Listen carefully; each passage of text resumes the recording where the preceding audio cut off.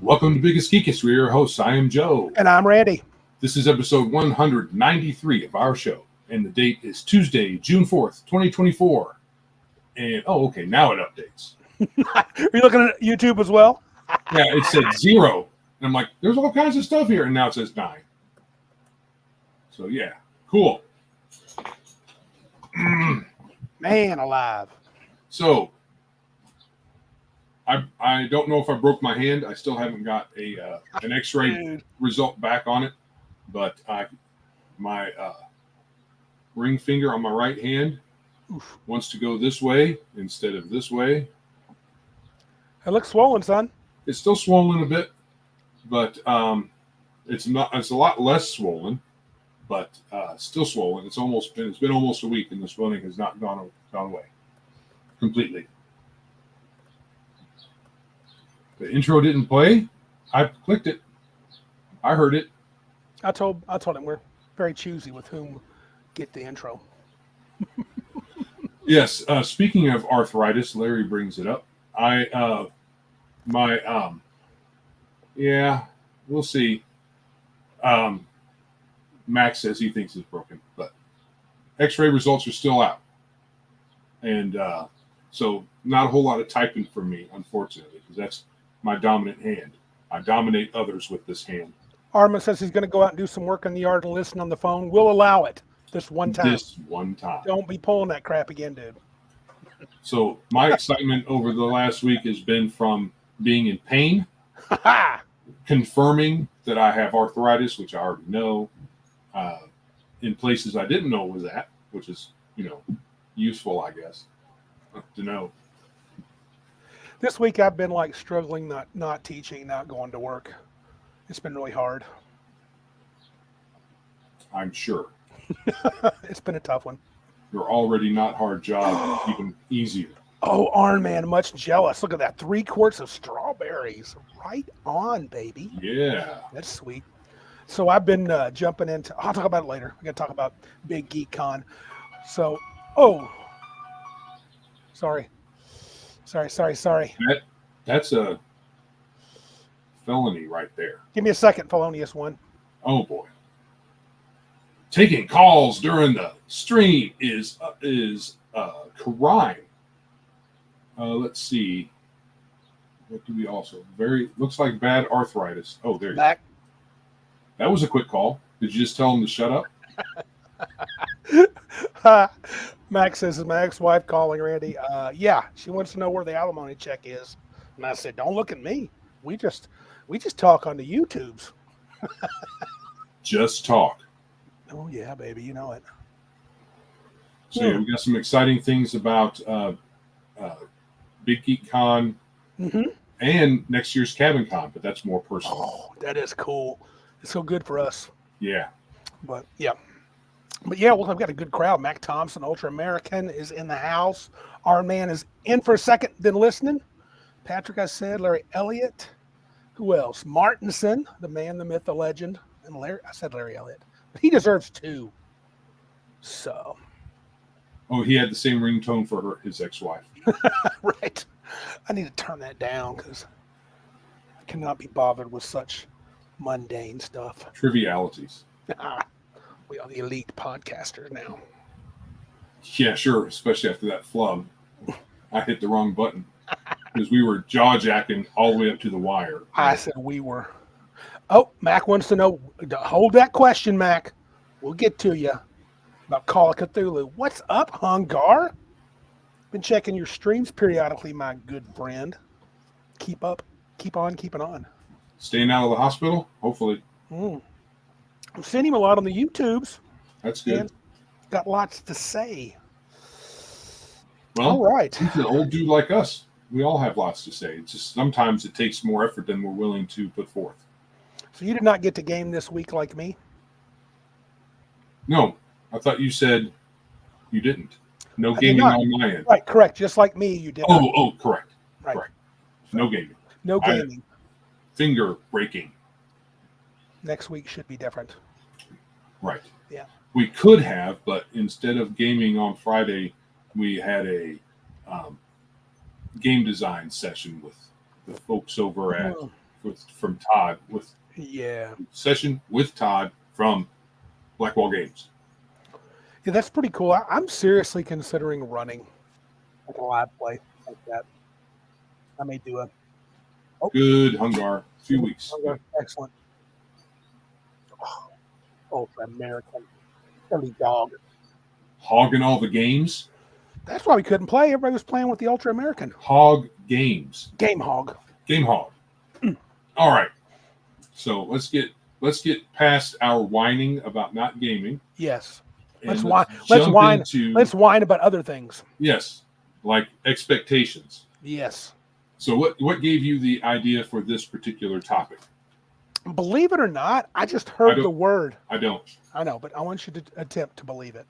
I just heard on some podcast, I had no idea. Hey, Mercurius aulicus, cool name. What is this? Oh, all flesh must be eaten. Okay, got it. I'm sorry, I'm reading the chat as I go. Pay attention, Randy.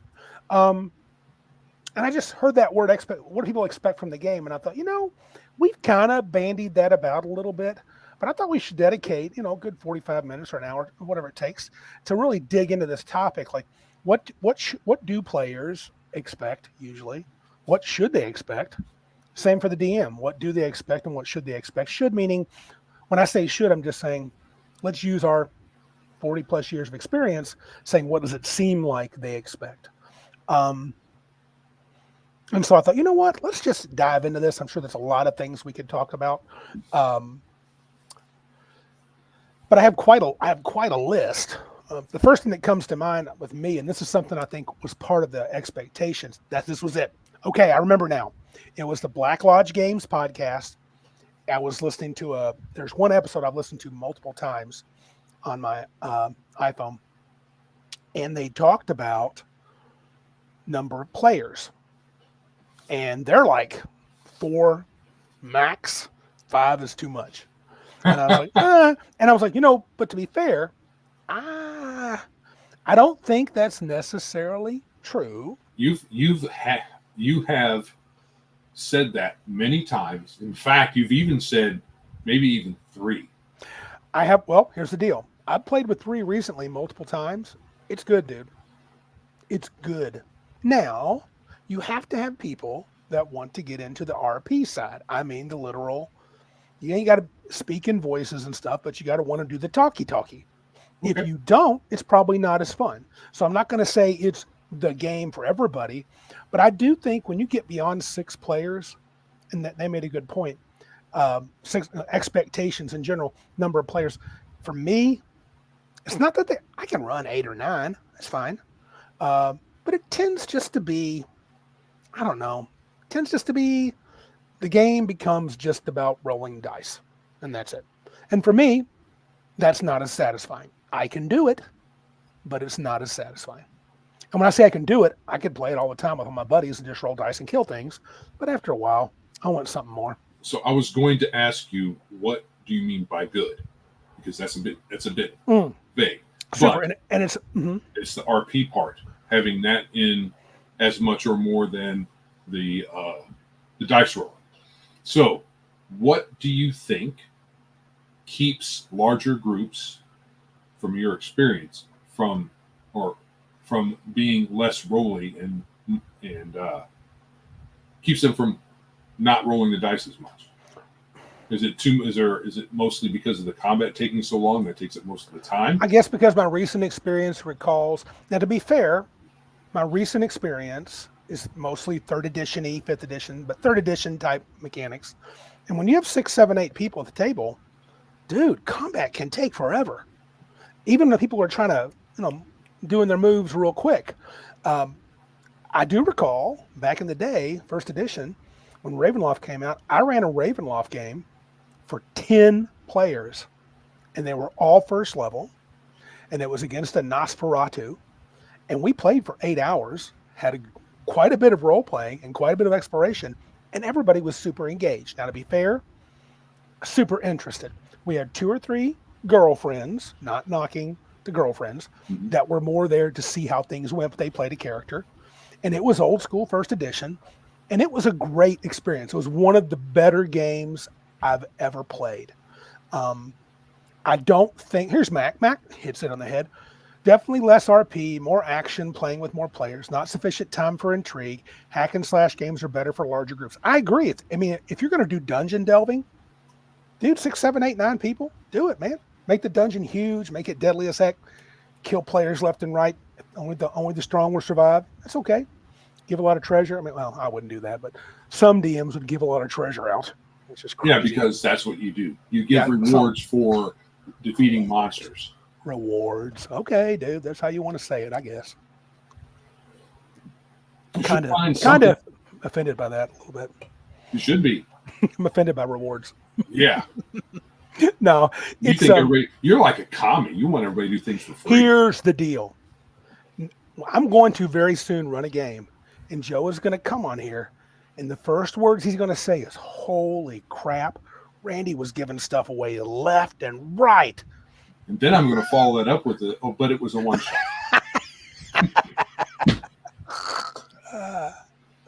Oh yeah, but yeah, I think that's the thing. This general expectations, how many players you have, and different strokes, different folks. I get it. For me, in a perfect situation, I think 4 players. 5 feels like it's kind of nice to have that extra dude, but 4 is really sweet. But then again, to be fair, I won't go into that. That's going to lead to we're going to get to our personal expectations, but number of players is big. Session length. What do people expect when they sit down? These days, they expect 45 minutes. Right. In general, it's short. Yeah. 4 hours or less. 3 hours or less is more ideal than 4.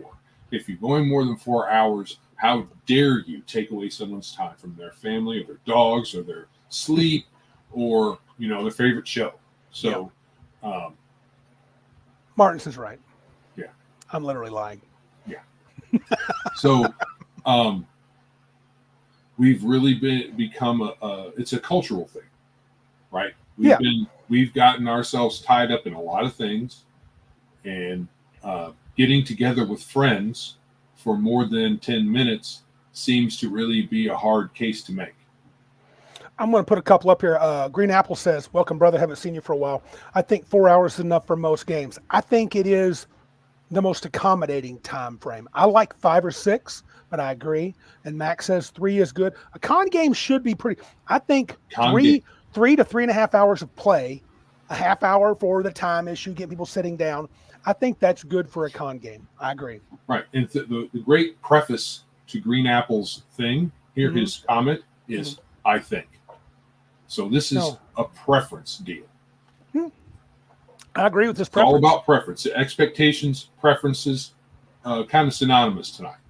And 4 hours is the window most conventions give. Big Geek Con, we're going to have 4-hour windows on our games for the most part. Now, someone can run less or more. You can say, "Hey, I'm running a Rifts game that's going to last the whole day on Saturday." Dude, knock yourself out. Right. Get 6, 8 guys and do it.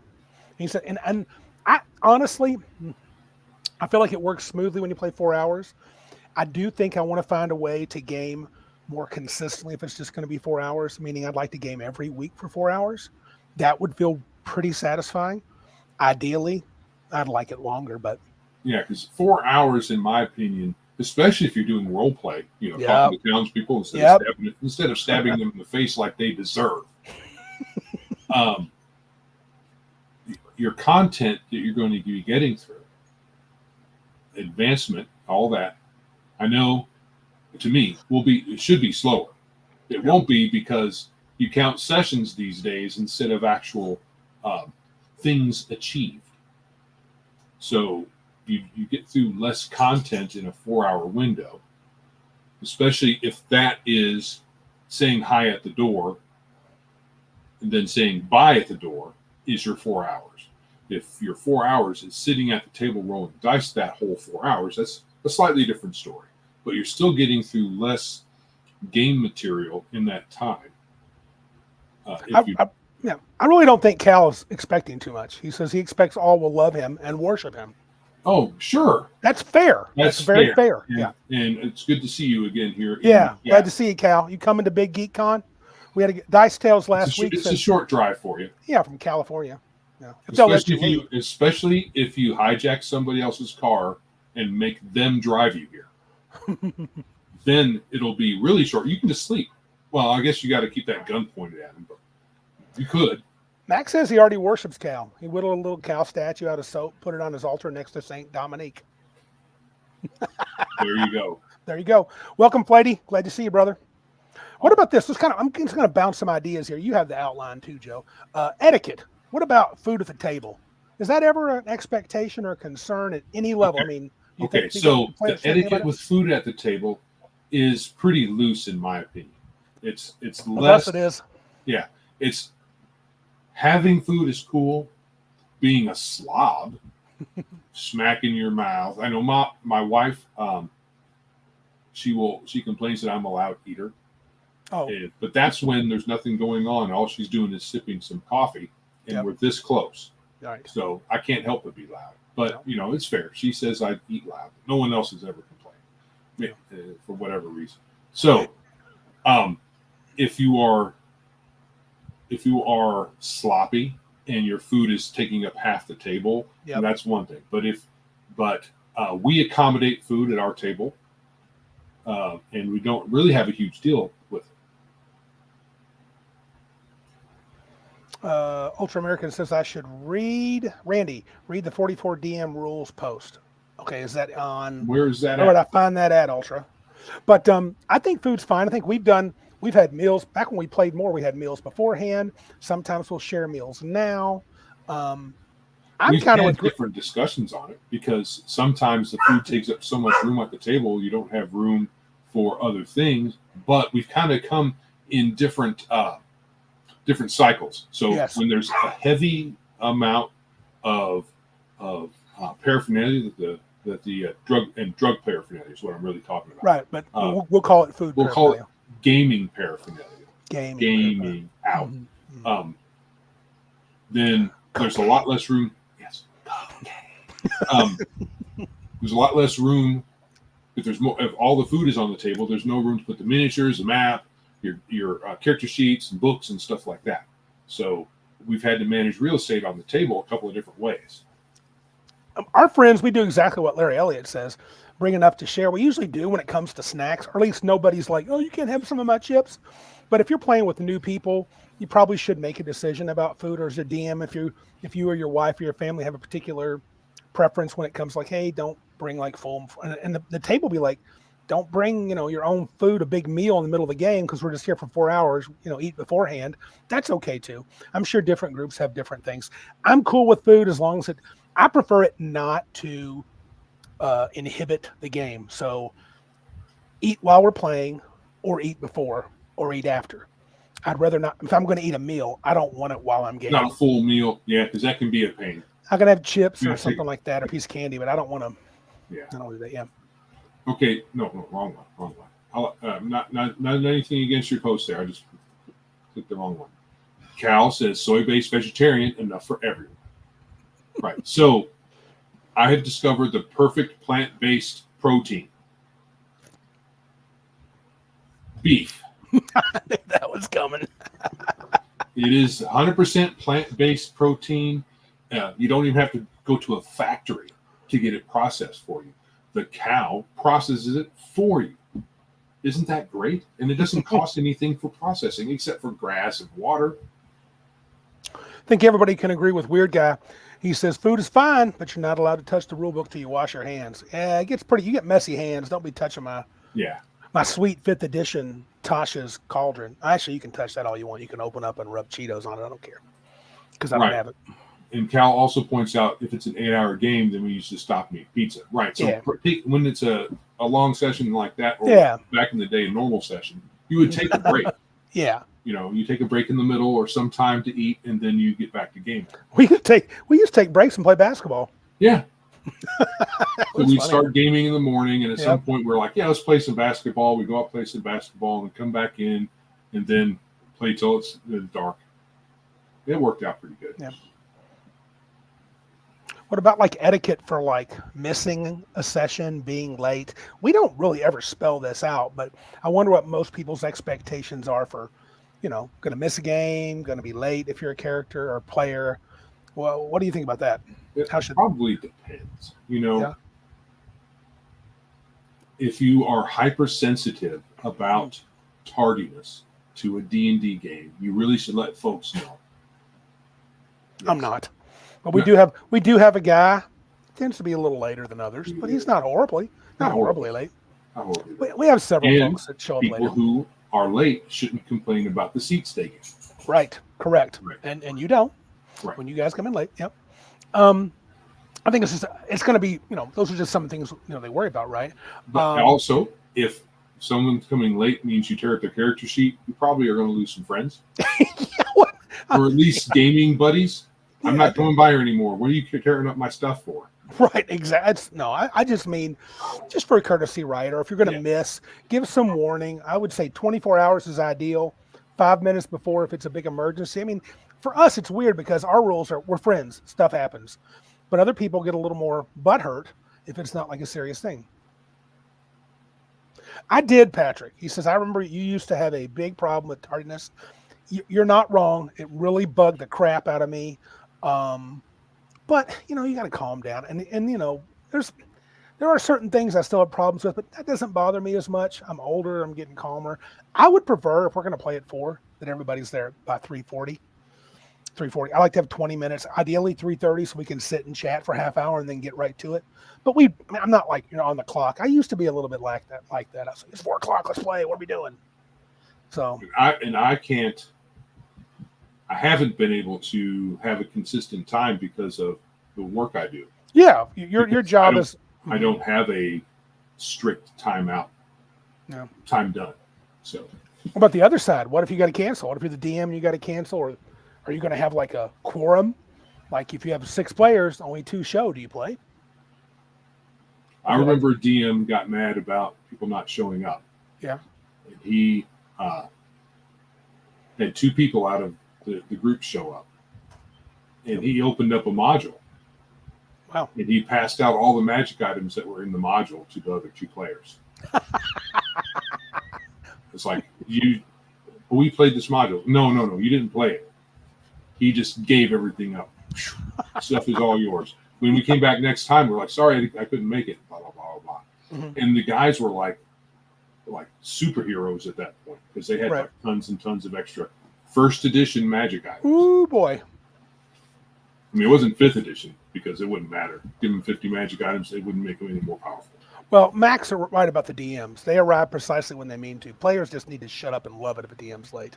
They get no choice. But DMs, I think Game don't play without the DM. Yeah, but I think same for all the players. I think no, Flady, you're correct. What Joe is talking about was not Randy's take. No. I'm gonna say you 2 arrived. Good luck. Roll initiative. This is a counter for 9 player characters. I hope you're ready. Especially if they kept bugging you. Well, I don't want to play because there's only 2 of you. Come on, Randy. Okay, let's do it. Fine. 3rd level, you see a great red dragon. Roll initiative. Yeah. But I think when it comes to missing, though, I mean, if you're like, if you missed and you come back the next week and then tell the guy that you missed, especially in this day and age. Yeah. Maybe back then it was acceptable. Now it's not acceptable. Even then, you had a phone call. You can call. Sure. I'm not going to make always a phone. So, I mean, you got to warn people, but I'm like I hate it. I've done it. I've had to cancel like last minute. It sucks. I've been the DM, had to cancel it. It's horrible. And it's a crappy thing to do. I mean, players set aside the time too. As much as I hate to admit it, nobody's time is more important than the other person's. No, I'll say no, even though I think the DM does put more effort in, but it doesn't mean you're still setting aside 4 hours to be at my house. So yeah. I can't be mad at you if you have to miss, or if I understand if you're annoyed if I have to miss. What about the game and stuff? Before you sit down, I mean, I would think, unless you got a group, like it's been a while since I've had a consistent group that just, Dice Tales says it nicely. Being on time, letting people know it's just basic respect, decent social behavior. You have to realize this is just a game. There are lots of things in life that are more important. Yes, there are. But if everything in your life is more important than the game, maybe you don't want to be in that game. Everything you do is more important. I got to watch this episode of this TV show. Really? That's what you got to do? That's weird to me. But okay. What was I talking about? Oh, rules. I guess that's something you have expectations when you show up. When I first read the title, I thought you meant expectations from D&D, from that particular game. It could be, sure. Nowadays, what I expect from D&D is silliness. So that's why I don't get the most recent version. Is that dog okay? That's Elizabeth. Hey, Lizzie. Hey, Lizzie. Come here. I mean, when the players must be outside. Isn't that true? Yeah. I mean, if you have a group of people, if you have a group of folks that always play together, and these 5 people are always going to play together, me, Patrick, Martinson, Larry, and Ben are all going to play together every week. That is our group. Then maybe it's not as important when they show up. You say, well, campaign ended last time. I thought we would play this. You could do that. You could have a set where we're not sure. Though this day and age, contact and stuff like that, you probably would have a plan for what's showing up. We're really relaxed about stuff like that. So if you show up and you're like, hey, like you said, we're starting something new today. I think in the 3rd edition era especially, and 2nd, it was kind of important to know what supplements were allowed, what classes were allowed. I mean, if you just say make a character and be ready to go on Monday night or Saturday night, you don't know what's coming. And to use 3rd edition parlance, you get a 20-point build and build your character, or you get a 20-point build. Player's handbook, races and classes only. You cannot choose anything outside of the player's handbook. Right. You could do that. Yeah. Which is probably a good decision, at least initially. But if that's probably important in some games. How about homebrew rules? Think players need a warning? Probably. I think so too. Especially if it's broad, if they're broad. If there's just a couple, right? They come up when they come up. Can it be night of the game? You guys show up, you made a character, especially if it doesn't affect, let's say you have character creation, you don't make them together, you make them separate, whatever edition of D&D you're playing or whatever game you're playing. It would depend on the scope of the rule. Like if you make a wizard for a game and then the DM says, yeah, there's no magic in the game. Someone here has had that experience. That's dumb. No, but what if it's like, Joe, I just want to tell you, magic missiles in my game, instead of doing a D4, they do a D6, no plus nothing. Would that be very annoying? D6 per 2, like if you're playing old school D&D, instead of D4 plus 1 per every other level, you're just going to do a D6. Would that be something you needed to know before you made a wizard? No. But if I said magic missiles don't really work in this game, that might matter. That might. Yeah. In sleep, everybody gets a saving throw against sleep, and elves, dwarves, and all demi-humans are immune to it. That's pretty significant if it's all a list of just your character builds. So if you start a new game and you go up to me and say, Joe, I'm nerfing magic, just to let you know, which is basically what you just recited. A bunch of rules. I'm nerfing magic in general. I'm not sure about the specifics right now, but I'll have it down by the time we start rolling dice. Yeah. Then I'll know what to do. Don't play a wizard. No. Punch Randy in the face. It's normally nuts, but this time it's just the face. Full-on facial punch. Yeah. I think for some people too, what if you I just had an idea. I was trying to think. What if you change something significant, you got to talk about it. Like when we roll initiative, we're going to use charisma modifier. Or we're going to roll a D40 or D100. I'm using D&D, but it's all percentile. Right. So, if it's minor rules, then you talk about when they come up. You can give them a heads up. I've changed some stuff, but it's pretty minor. We'll talk about it when it comes up. But if you got major stuff, you need to let people know. I think so too. Before they make characters. Yeah, because they'll get really annoyed. Yeah. The other stuff might be just particular stuff. What about player familiarity with rules? Do you think it's okay to have expectations? I think it is. I think it is. You might want to run a game of, 5th edition and say, dude, if you haven't played this a few times, don't forget about it. If we're playing 3rd edition, dude, I want you to build the monster of all monsters. And if you're a guy that just uses a generic, pre-gen, as long as you're okay sucking, okay. Yeah. But I mean, I guess. It's not unfair to expect people... it's not unfair for the DM to expect people who are playing to be familiar with how the game runs. I agree. Especially if you've been playing that version of that game for a period of time. If it's new for everyone, then everyone's expectation is that everyone should keep it off each other's back and let everybody learn. Yeah. If we're playing our 13th age again for the 5th campaign, whatever you pick, you ought to figure it out. Right. And and at some point you should learn how your character's abilities work. If it's complicated, if it's not, you should at the very least know what your character does. Patrick says, all I ask is not to be asking every turn what die you roll. That gets old, even for new players. Once you played 4 or 5 sessions, and unless people aren't doing their job, you should be able to roll an attack roll. And Max says, I expected Grognard to know most of the rules, but a player of less than a year or so. Yeah, I get it. Take it easy. Yeah. There's a scale. There's a scale of expectations.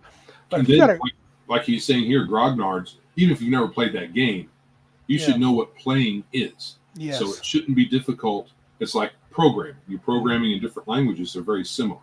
Most of these games are similar enough that when the DM says, make it to hit roll, you should at least know that you need to pick up some die. Mm-hmm. And then if you're not the first one to go, you should be watching other folks. Yeah, and if it's your very first time playing, you should watch everybody else. Yeah. And I've seen good players that are new do that. They're like, so it looks like I'm rolling 3d6 to attack. Is that right? Yeah, so everybody's doing. Good job. And that's all you need. What about character sheets? Keeping track of character sheets when you level up, especially knowing what you had last time, that sort of thing. Is that a reasonable expectation? I think so. You don't show up and you're leveling your character. We have that happen, but it's kind of annoying. It is kind of annoying. Yeah, no matter how. Only got a little bit left. You really should have nothing left, but okay. Now, if you show up 20 minutes early. Yeah, that's good. Okay. I got to level up real fast. Well, you got 20 minutes. Do it, babe. Yeah, that's all good. Yeah, no problem. Yeah. Anything else you think about that's more of a general knowledge? No, I'll say that I have been guilty of not leveling a character, but then I'm like, well, we'll just roll it. You never hold the game up. Often you'll say, I'll level next time. Yeah. I usually say no, because Joe can play and level at the same time. He just won't use any of his abilities, his new abilities, until he's done. Yeah, there's certain players I can trust to do that. Other people I can't. And I think people... And by that I mean the trust level is that they can do it while we're playing and it won't take away from the game. Right. And it won't. I wouldn't trust me now with 3rd edition trying to do that. Oh, that's too complicated. 3rd edition, especially for now. Yeah, I don't even know. Past a 1st level character. Yeah, I mean it's just too many options. Even if you're just playing the core book, it's just I haven't played in a long time. So if I had been playing it, that'd be one thing. But I haven't. So. Do that. Weird Guy's this is smart too. If you're in this mode, it says, I've switched to only rules light RPGs. We don't need to explain rules in game systems that we don't have that much anyway. All of my RPGs I like now just use D6s. Yeah, if you have a flavor, just like if somebody was like, man, I only play Palladium games. That's a bonus. I mean, you really know the system. Yeah. Palladium covers just about every genre you can think of. Look at Mac Thompson, my boy. I'll let you in on a little secret. I haven't leveled up my character in my PF game for 2 levels. 12th level running around with mostly 10th level stuff. Don't tell us DM. I'm calling your DM up tonight. I'm sick of that. Very disappointed, Mac. Yeah, very disappointed in him playing a less powerful character than he could be playing. I would absolutely love that at my table. Yeah. Oh, we have I'm not calling the guy out. Joe, don't you call him out either. During our big 7 Spheres game, Martinson, you neither. When we had a character, we must have been 12th, 13th level. His character was still 8th level during 3.5. Yeah. And they encounter this monster, and it rolls up and hits him for like 50-something damage. And he's like, I'm dead. And everyone at the table turned and looked at him. And Joe's like, I'm a wizard, and I wouldn't be dead. You know what I'm saying? Because there's no way you're dead. He's like, you only got this many hit points. We're all like, what? And somebody looked at his character sheet. He hadn't leveled up past 8. It was hilarious. Good guy. Love that dude. He can play at my table any day. But yes, Josh, possibly. But yeah, that's a lot of games you're playing, weird guy. But they're all D6 based. There's Sputnik. Cool. Baywatch. Would you play Baywatch, the role playing game? I don't think I'd be down with that. No, what's the point? I don't know, but Weird Guy's down with it. Tiny D6, that seems to be his game. I've wanted to try that. I mean, you run around and rescue people out of the ocean and Here's some run good- around the beach slowly in slow motion. I think we enjoy some of this though. Look at that: superheroes, Oh, yeah. fantasy, giant robots, pirates, spies, Old West. Oh yeah, Mhm. weird guy could show us how to play that. That'd be cool.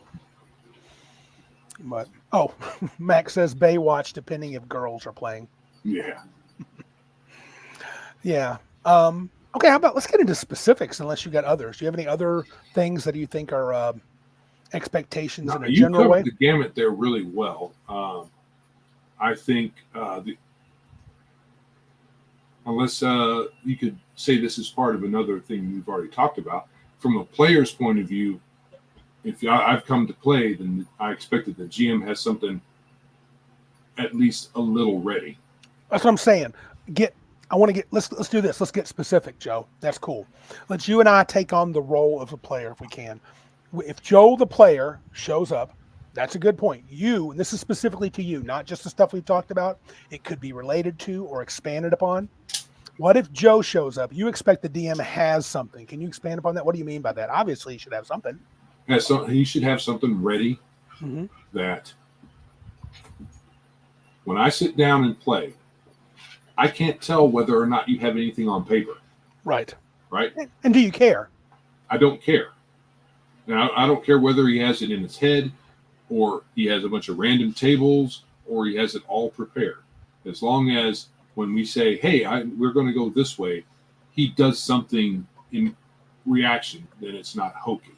Right. I mean, D&D is already a bit hokey, but right. Yeah. What do you think about? Okay.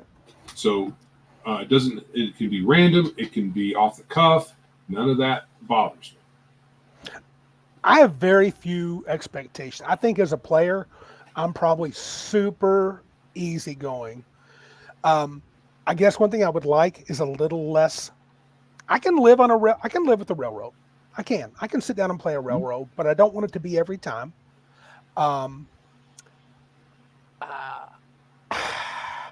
I'm like you. I kind of want the DM to at least know what he wants us to do. So. Right. I mean, I'm not even expecting that. I'm just expecting that when I do something, there is something to do. Whether the DM knew previously or has a random roll or came off the cuff with it. It wouldn't matter to me. As long as it's not, hey, we open this door, and the DM's like, I'm not really sure what's going to be going on in there. Hold on a second. And it takes them 15 minutes to figure it out. No.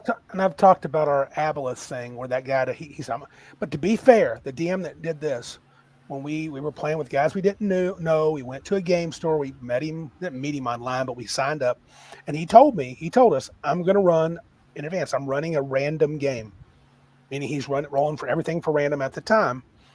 And, we're walking through a dungeon, and all of a sudden he goes, there's an Aboleth. That doesn't make any sense. And next thing you know, we're fighting an Aboleth. And then we're fighting an aspect of Orcus. Just a lot of nonsense. He didn't piece it together. Max says this, and this is, I don't think Joe would have a problem with this. Max says, here's what I usually do. I read the material a few times, then wing it. Seldom stick to the outline presented. Hey, and then he asked if anyone's planning on running heroic. I have backed heroic. I backed it, then didn't back it, and I backed it again. I went ahead at the $50, $60 print level, whatever it was. So I'm excited for Bear. But yeah, I think. And I know who Bear is. The XGM, the Gen X GM, you probably don't watch his podcast. You should. He's an interesting guy. I don't agree with everything he says. I mean, like the reactionary principle gaming, Max, the man.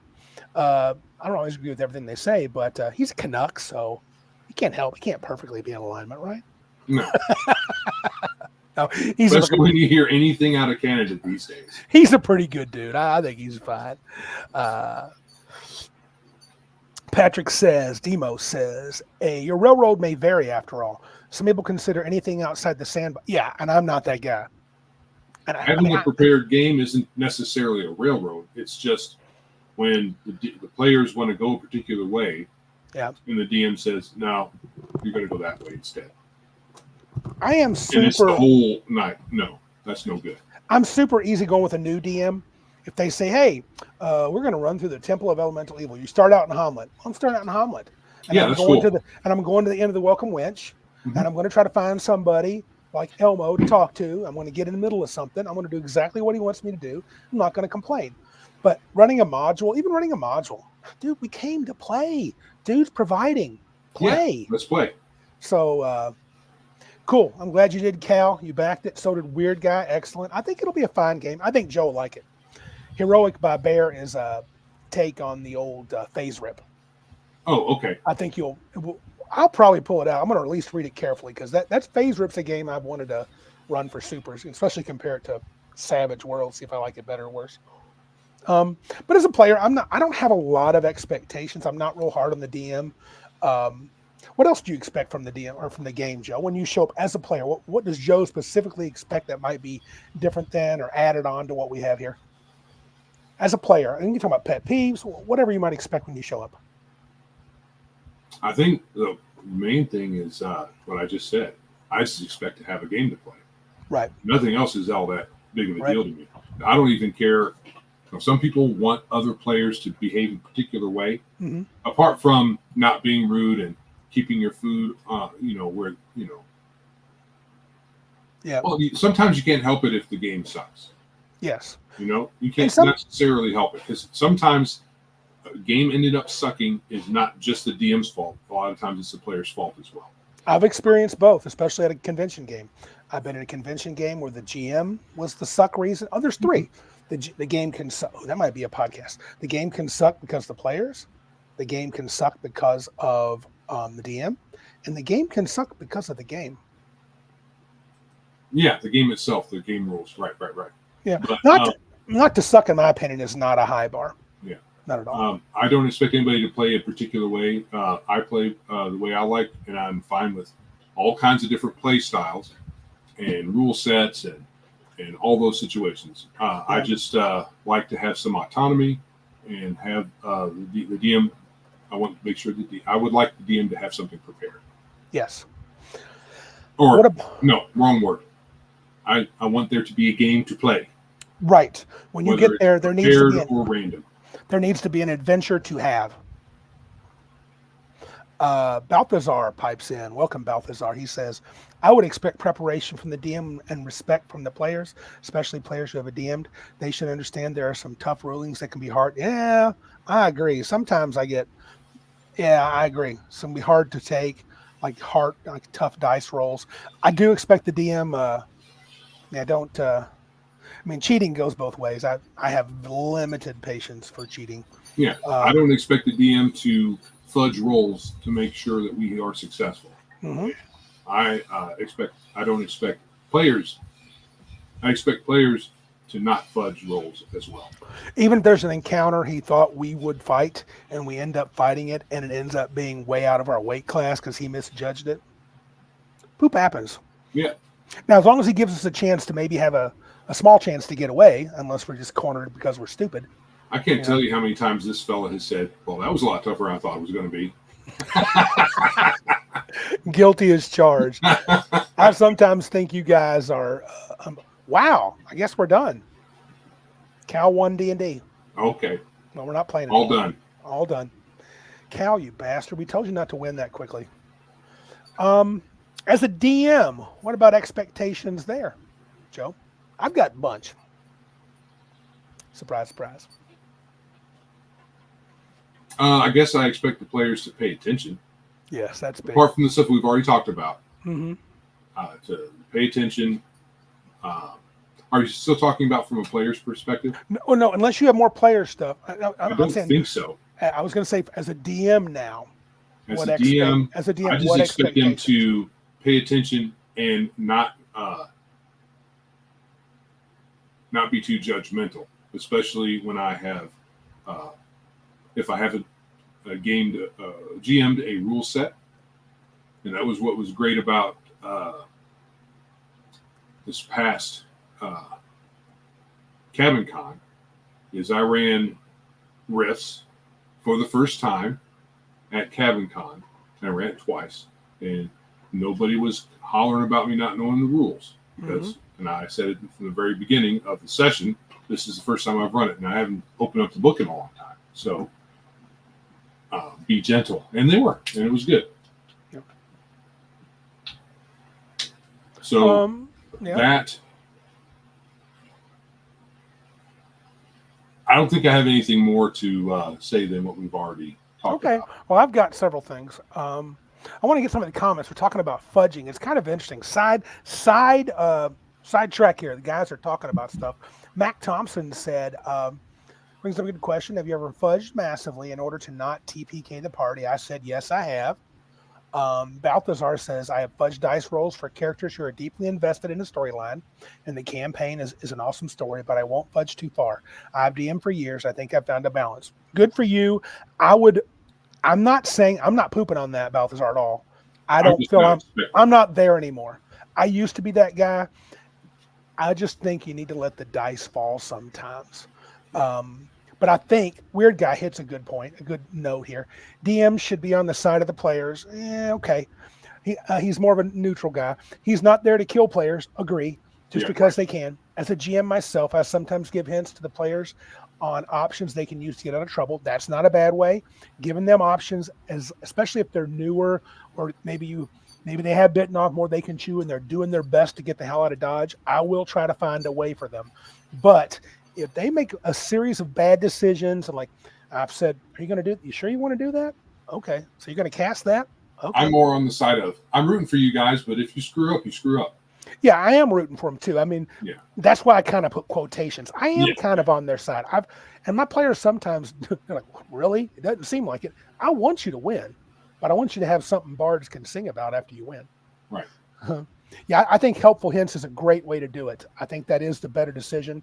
I think it was Weird Guy said that. Yeah, that's not a bad way to go. The hints are good because we forget that we as players are not steeped in the environment that the characters are in. Yeah, so, like when you hints even as simple as like Joe, your blue wizard would know that whenever you see a silver ring, you can't touch it. Because that's all blue wizards are cursed. That's a knowledge in all the world. I could drop that knowledge, not in advance, but when he comes across it. And Joe goes, well, I think I'm going to cast a spell and put it on anyway. I'm like, okay. And if he does it, I'm like, okay, you lose 5 levels. What? And if he starts crying, I'll be like, shut up. I told you. It was not for you. I've seen players that would do stuff. Yep. After warnings. Yeah, I'm going to see what happens anyway. It's just a game. It's just a game. Consequences. Yeah, and there are some players who do it because they don't realize, like people that think it's a video game. I've seen that sometimes too, even back in the day. You do it, right? Yeah, I'm going to slap the NPC guard. You are first level. He is the guard to the Duke. He is not first level. In fact, he is a fighter and has 3 levels, but knock yourself out. Mm-hmm. Why slap him? He has a 16 strength. You hardly do anything to him. He punches you in the face. You have an armor class of 5. He has an armor class of -1. Good luck. Good luck. So I mean, you spend the next night in jail. Yeah. Now you have herpes, scabies, a few other diseases I'll randomly determine, and very bad reputation. Side note, we'll connect to Big Geek Con.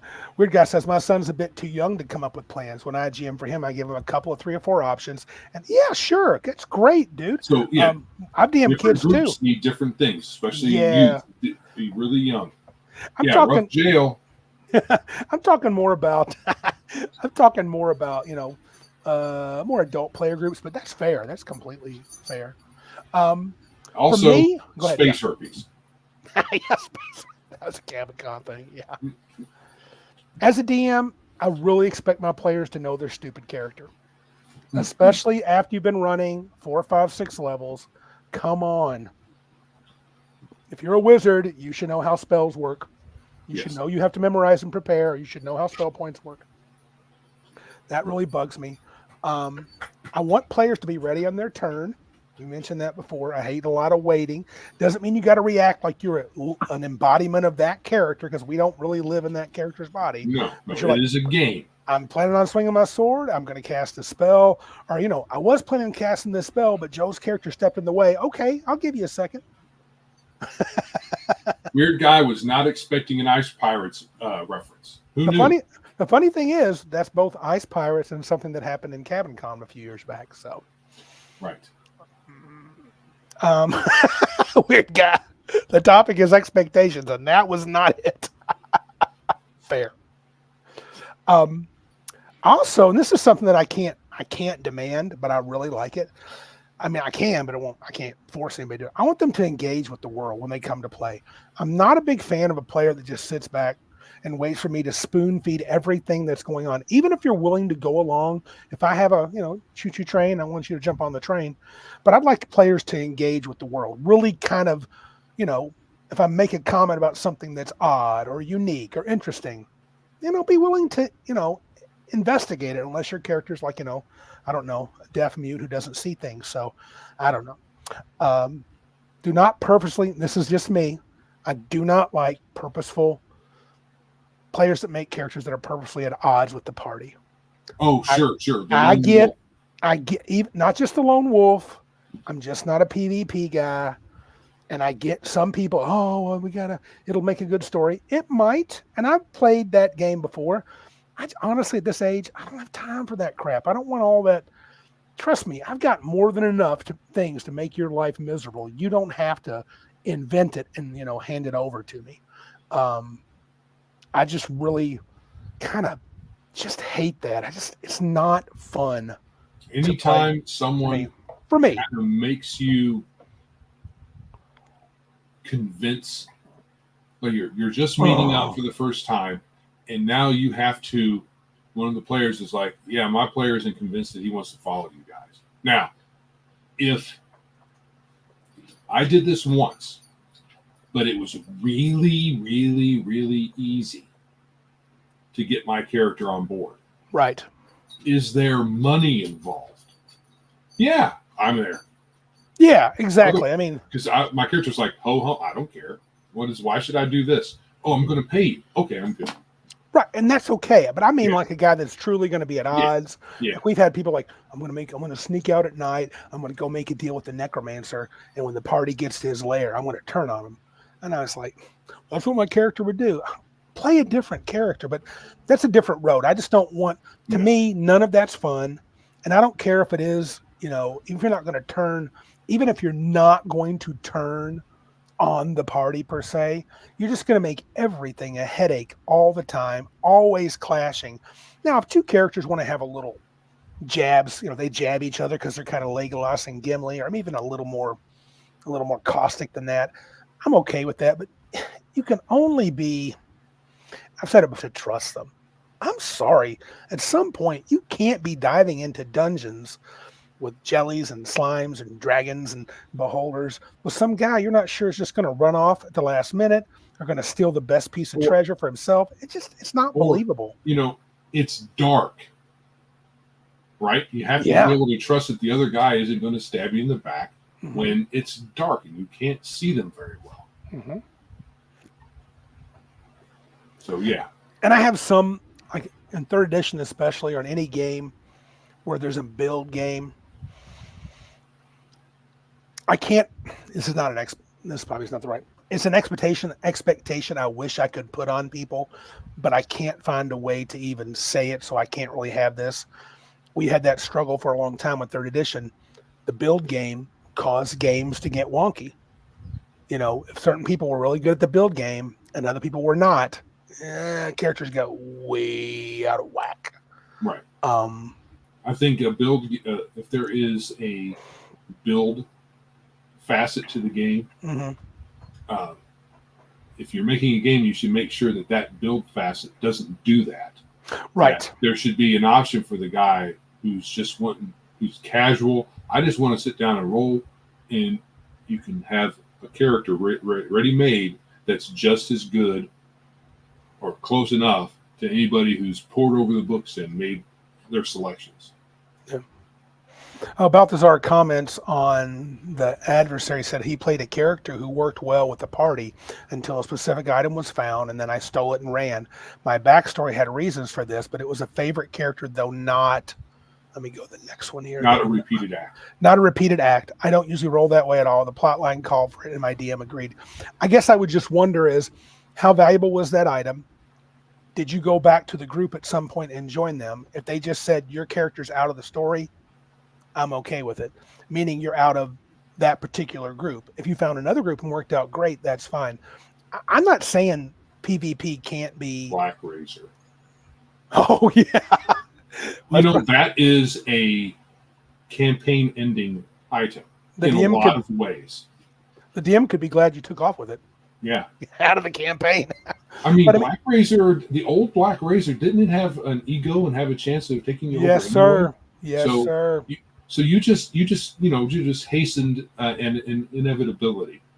All you needed to do is take enough damage, and you're getting taken over anyway. It was Probably not stabbing everyone. It was not wink, wink, Stormbringer. Not at all. Not at all. But it was close, dude.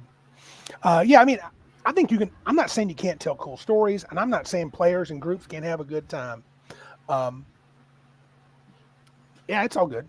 I have no issue with it. He says, he did. That's cool. It's a good character. You can have great character arcs with a turn, a heel turn, or a twist, or why are you doing this? You're kind of screwing this. Yeah, but, I needed this because of this. You can have motivation. I guess I don't want to rest those sorts of actions, if done by most people, lead to strife outside of the game. And I just don't want it at my table. Right. That's also the reason I do not care for evil player characters at all. And I know there's people that can make good justification. Well, my evil guy would do this and do that. Just don't like it. Would rather you not play it. Just not my cup of tea. Right. So it looks like Balthazar also was saying that he ran. So he probably didn't use it to kill everybody in the party. Well, here's what he said. He said, I accepted. He accepted the curse in order to help his people in the Duchy of Jeff against. Yeah, that's great. Yeah, and I think I think it's just the strife I'm talking about is outside of the game, and like everybody says, the game's supposed to be fun. I'm not having fun if I'm secretly pissed at Joe for months because he turned and took the only sword I was waiting for and stabbed me with it. Now I got a new character. I'm like, my paladin should have that sword. If I was in the group that Balthazar took Black Razor and ran, I'd be like, great, good. I want that thing away from me.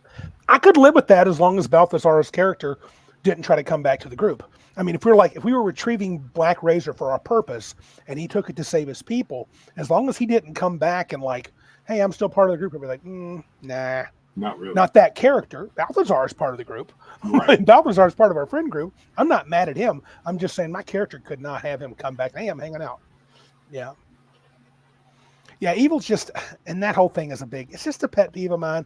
Other people can play evil campaigns. We talked with Shadow and Son. We had an episode where we talked about evil campaigns. He said it worked out great. I'm sure it does. I've tried it, just don't care for it. And I'm sure I'm doing it wrong. Well, to some. I think the whole argument that it makes interesting stories, I'm like, yeah, for you. Yeah. Because I can't tell you how many times back in the day when we were all backstabby and made interesting stories that you have a character and you're like, hey, this is good. I'm in a good spot. And all of a sudden, oh, what's that dagger doing to my back? I've got to roll it first level character now. Yeah. It's no good. Yeah, it's just, I had to think the focus on that. But yeah, I think Balthazar's story could end well as far as a story. Man, remember that time Balthazar took off and stole that Black Razor? Yeah, man, that was a dick move. That was cool, though. And so then, yeah, it's all right. Yeah. Right. One that I don't like, and this is cheating's always bugged me.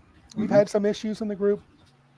I come down harder in the past than probably I would now, but I still find it's very babyish. Any sort of cheating where you keep rolling the dice or you roll it and call the number out before anybody sees it. Not that I got to check your die, but you got to be honest, dude. That's all there is to it. I mean, we've had players way back in the day that had issues that did things. It just really, at this point as an adult, if you're cheating, dude, you got some problems. There is absolutely no stakes. I mean, people want to talk about stakes. Right. You got stakes. Your character is in danger. Blah, blah, blah. But there's no stakes. It's a piece of paper. And you have no agency either. They love that word too. Yeah. Your agency is lost every time you win. Or whenever anything's important, you always win. Right. We do critical hits. Balthasar says, do you guys use critical hits and fumble tables? I do not use those tables, generally speaking. Fumbles are kind of my least favorite element of that. I get it's cool when people like to. I've seen most fumble tables become clown shoes. But and critical hits tables too. Critical hit tables can become clowny too. Yeah, but I mean, do if you want to. I mean, it's fine. I mean, if you So want to I do can it, use what amounts to a 3rd level spell, lightning bolt, and then I can reduce somebody's bones to jelly. yeah, Spell law fashion. yeah, If I roll high enough, and right. it's kind of I mean, if you weird. want a good story, that you talk about possibly taking a player character out of a cool storyline, use critical hit tables and fumble tables, they'll be gone. Now, if we're going to do almost beer and pretzels dive in the dungeon, life is hard game, I Yeah, could do it. I could be yeah. talked into it. It gives a roll master that gives a different feel to the game, and if you like it, that's fine. It's just not my cup of tea. I like crits, Mhm. kind of like fumbles, but a big table I just I don't know, don't care for that. I mean, I don't mind if like magic is dangerous and there's some backfire rules in there. I just don't want it to be too likely. But yeah, because Balthasar said it. He's not recently. I just used a magic misfire table for wonky magic. Yeah, that's So if you fun. have circumstances where a table would come up, that can Yeah. be interesting. But if Yes. it's every time, then it's kind of, to me, I guess it adds something for a particular gameplay style that some folks like. Hmm. But so if you come into a wild magic area, uh, Yeah. spellcasters will generally grit their teeth until Hmm. they're out of it Things are because about to get weird. yeah, Yep. this is great. I got double spell strength. Awesome, awesome, awesome. Oh, I rolled a 1. That means I'm dead. Awesome. I Or blow up. or worse than Shoots that, it off to another plane or something like or that. you cast meteor swarm and all that happens is daisies pop up everywhere, Right. and you lost the spell. Yeah. And you lost the spell. Yeah. I tell you the thing that for me, it's usually the problem, and I've heard Tinkar said it. I think he's right. Critical hit tables, critical fumble tables really are against the player characters. Well, he Generally thinks speaking, just crits in general are, not just crit. tables. Well, I don't know about crits. I like that potential danger a little bit. I mean, I'm being a little hypocritical, but not much. I think, and I'm not against DCC has some fumble stuff. It's just you got to measure the feel of the table. You got to understand what's going to happen. It can be done. It can be, but it's going to be a more tongue in cheek, a very loose game. It's not going to be. I mean, you can forget your storylines. If you're truly running dangerous fumbles, like, oh, I tripped and stabbed I used to hate that. Order 1, don't I stab myself? I'm like, yeah. The mechanics of stabbing yourself. It just seems impossible. I got a great sword. How did I stab myself? But I mean, if you want to beer and pretzels, let's just be goofy and we'll go into the Tomb of Horrors and we'll get crazy tonight. Hopefully everybody dies. Okay. That'd be fun. I think that's that's pretty much all of my big things that I get frustrated with.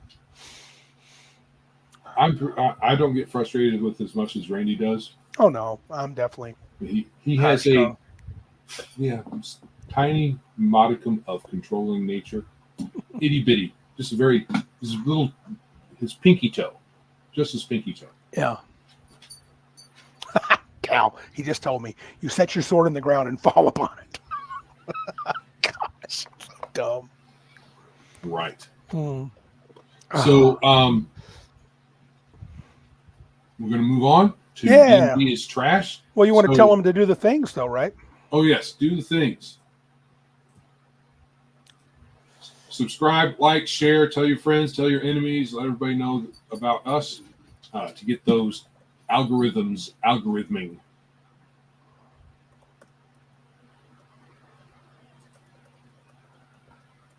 All right. Yeah. Shall we go to the trashing of D&D? That sounds ouch. Reached in the fridge for a beer and nearly sat down with a bottle of soy sauce. Nearly butt sat down. Does that mean nearly had it going inside? I mean, that can happen, but that's not the same as falling on your greatsword. That sounds like a wild excuse for someone who comes to the ER with this strange object in their rectum, and they're like, "How'd you get it there?" "Oh, I slipped and fell." Through your pants. Yeah. So yes, D&D is trash. So I quickly looked at that article. Yeah. It's pretty much a garbage article. But, yes, I agree. So there's an article Joe is going to post. It's fairly old, like 2007. and they have listed as and I won't even go into just the list, role-playing game that people use roll the dice too much, alignment levels, 2-book minimum, you got to pay a lot of money for books, and rabid players. I don't get that. Yeah, it's mostly a trash article, I think. But it got Okay. me thinking. Okay, you're I'm late. going to answer each one of these. Look at you, Joe. Oh, Joe ain't playing. Let's do it, man. Okay. It's a role-playing game. So D&D, people will poo-poo on D&D because you actually roll dice in it instead of, just talk the whole time. So, yes, it is a roll. You roll dice to achieve game objectives within the game environment. You don't need rules to role play, to talk to NPCs, to have discussions. You just open your mouth and let fly with whatever spew comes out. This is a stupid point that I don't understand why anybody is still making it. No, I have to roll dice. Where? Story gamer. Alignment. Okay. People generally, I don't care about alignment one way or the other. I play heroic characters, so whether there's an alignment system or not, it won't do anything for me. But you can't play a paladin unless you're awful good. Yeah. So what the guy says, you can't play a paladin unless you're awful good. That sounds about right. At all times. Yeah, that's if you fail being lawful good, you get a penalty of some kind. That's the way it works. It's a game rule. I literally hate the fact that 5e lets you play non-lawful good paladins. Okay. I hate that. How do you make a paladin interesting while still remaining a paladin? So you can't be interesting and lawful good at the same time? Is that what he's saying? Yeah. It sounds like somebody who's probably a modern person who is an atheist and doesn't really, probably even Marxist. How about classic superheroes? Yeah. A lot of them are lawful good. Probably thinks Superman is boring. Yeah, they usually do. You have to be dark for me to be interested in you. Dark and gritty. Okay, complains about levels. I know a lot of people who don't like a game that has levels in it. Just mechanics, dude. I prefer levels to skill systems. I think skill systems are more breakable. Though 3rd edition proved level systems are breakable too. Right. So he's downplaying levels as a bad way to simulate advancement. So any way you do advancement, it's just a different way of doing levels. So your arbitrary rules for advancement are just different from mine. Correct. You just don't like that it's levels. Correct. You probably want to be able to advance all your different things at different rates. Well, that's fine. Everything in a game, you keep saying arbitrary a lot. Everything in your role-playing games are arbitrary. Correct. It's just some decision somebody made. Mm-hmm. 2-book minimum. He's a liar. He's a liar. I can go online and get the D&D rules for free, especially the more recent rules. You just go get the SRD rules. So I don't know what you're talking about. And even if you didn't, isn't it a 1-book minimum player's handbook? If you want to run the game, then you at least should probably have the monster manual. Yeah, you don't need the DMG. Not necessarily, no. Not ever. You don't need it. But he's whining about a bunch of books. Yep. You don't need them to play the game. I could argue you don't need the monster manual. No. You could just make stuff up. Right. And rabid players. How is that a bad thing? He's probably just talking about turd players. Which yeah, but if you get that really for anything, yeah.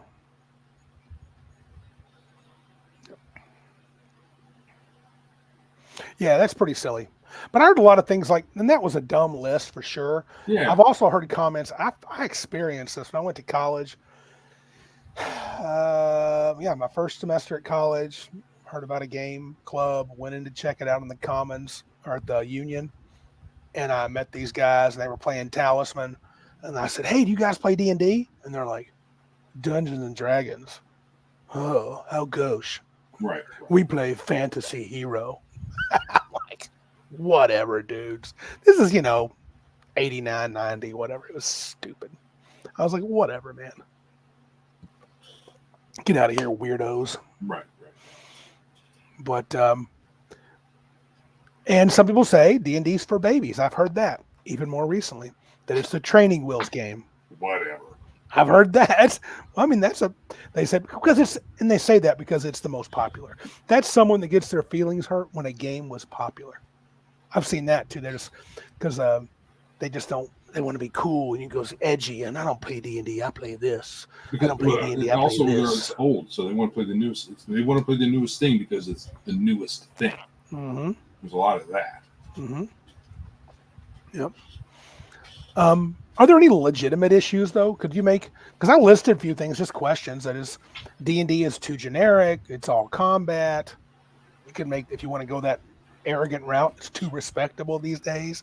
Not on the edge. Too respectable. But what I would say is to the question: is D&D trash? Well, it's very subjective.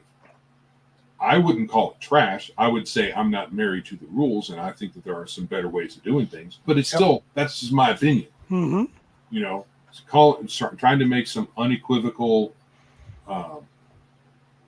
You can't. You know, this is an argument you can't argue against. This is a statement you can't argue against. It is. It is. But no, a lot of people love D&D, so it's not trash to them. It might be trash to you. It might be trash to some other guy. So the statement might be true to a particular group of people. Dude, how about... Guess what? They just play something else. You could do another argument. You could say, on one hand, you could say if it's like, oh, it's so... They just keep making money every edition. Yeah, so, McDonald's does too. And their burgers are not that great. Yeah. But I wouldn't call them trash necessarily. No. If you got much money and you want to go out, McDonald's might be your option. Yeah. So, but yeah, I just I think D&D has been a game that has focused a lot on combat, but so what? That's the most fun part of the game. Patrick Demo says, I've heard him say this before, but GURPS is so deep, far more nuanced than D&D, and no way sounds like a venereal disease. Yeah, Iron Man's right. GURPS minimum 32 books. But I don't really hate GURPS. I've not really played it, so it looks super detailed for my money. But yeah, I would. When I see a game where I don't like the rules, and that's the only thing, I would just say I prefer to play something else. I don't like it because of this reason. Now, some games I will call trash because they're trashy, like was it Sword Lesbians, Thirsty Sword Lesbians? That's trash because it's a trashy game. Yep, I agree. But the folks that made that lean into its trashy nature. Right. Yeah, I don't. I've always been like really put off. Ever since that experience in college, I was really put off by those who. And I wonder if that made me more pro D&D because I was just like, who do you guys think you are? You do realize you're like a couple of you guys are older than me, a couple are younger than me. You're college kids too. Why are you acting like you're better than me because you play fantasy hero? It's like, get out of it. We're all nerds. Shut up. All of these gaming rules are arbitrary. Yes. Now there are some constraints that they're made under for most of these games, but they're all arbitrary. So you're throwing around the word arbitrary a lot. This is stupid. Oh, Arnman says he would play the boxed GURPS Dungeon Fantasy. Never heard of that. Might be fun. I don't know. Oh, anyway, I just thought that was interesting. Most people say that it's trash, and they just whatever, dude. But you're welcome to have your preference. You can say I don't like any version of D&D or the D&D rules. That's fair. Sure. I mean, there are a pile of rules. Like, weird guy likes simple systems, or I should say dice pool systems, and that's all right. Yeah. Yeah. All right. All right. How about Yeah, I'm just going to say as far as D&D is trash, it's too subjective a sentence to really have any weight. I fully agree. Yeah. Shall we go into the last little bit then, talking about Big Geek Con? And yes, Big Geek Con.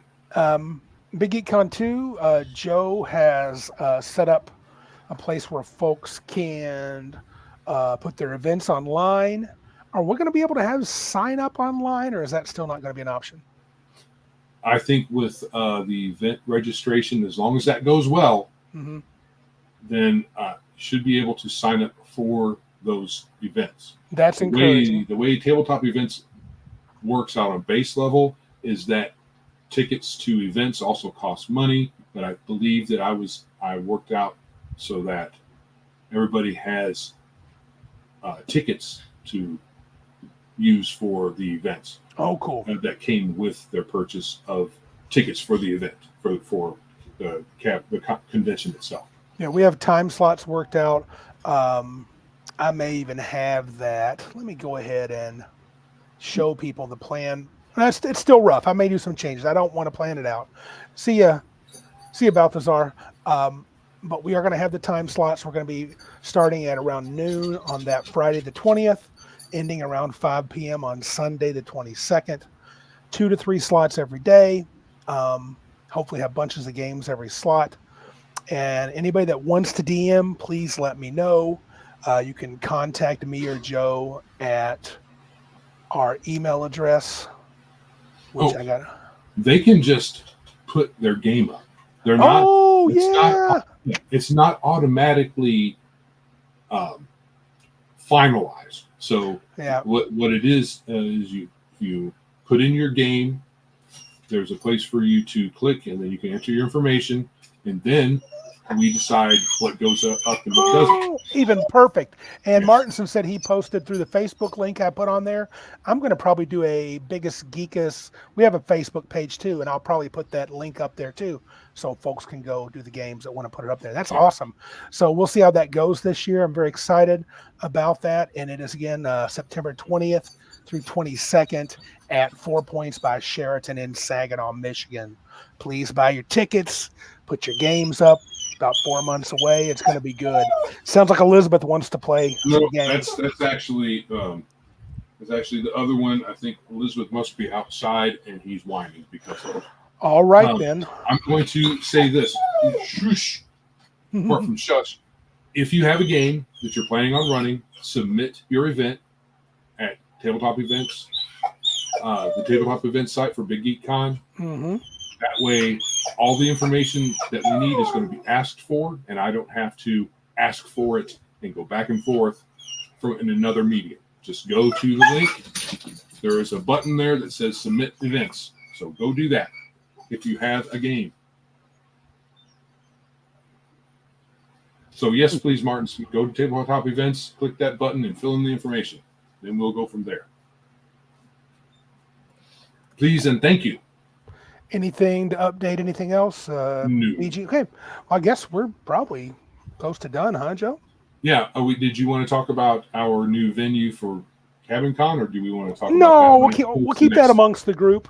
First, I want to talk to everybody else, make sure they understand it. And I post it on Facebook, see what kind of questions we get. But that is cool. Those that are listening and our Cabin Con people, there will be next year in May, there will be a different venue. We'll be moving away from where we were before, and it's going to be awesome. Yes.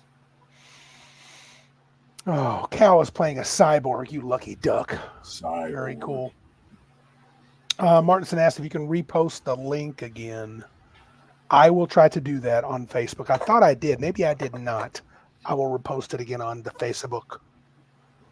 Yes. At Ibiza. What? What is Ibiza? Cabin Con at Ibiza? I don't know what that is. I don't know what Ibiza is. Our man is smarter than us. Oh, that looks nice. An island in the Mediterranean Sea. No, sir. Not unless that groovy. Someone or multiple someones in our group become independently wealthy. If I won the lottery tonight, we wouldn't have to worry about it. $500 million, dude. Right. All right, so nothing more from you? Nothing from me, man. Nothing from me. Thanks to everybody for hanging out tonight. Very cool. Thank you very much. And if that's all, this is Joe. And I'm Randy. And remember, if you can't be big like us, then be geeks like us.